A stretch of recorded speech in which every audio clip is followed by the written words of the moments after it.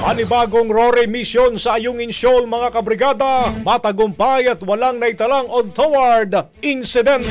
Brigada Kat Austria, ibrigada mo! Brigada Live Report!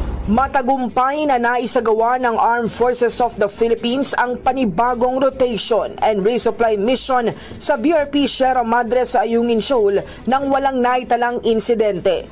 Ang naturang misyon ay isinagawa nitong May 16 sa mahigpit na koordinasyon sa Philippine Coast Guard gamit ang barkong MV Lapu-Lapu upang magatid ang pagkain at supply sa mga tropa ng AFP sa nasabing barko. Ayon kay Philippine Navy spokesperson for the West Philippine Sea Rear Admiral Roy Vincent Trinidad, 4 na barko ng China Coast Guard ang namataan sa lugar, ngunit hindi naman nagsagawa ng coercive at aggressive action. Wala ring naitalang presensya ng Chinese Maritime Militia sa paligid ng Ayungin. Ito nang ikawalong sunod na RORE na walang naitalang insidente.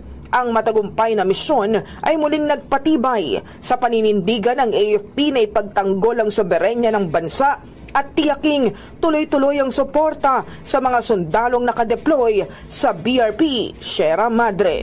In the heart of changing lives, ako si Brigada Kat Austria ng 105.1 Brigada News of Manila, the Music and News Authority.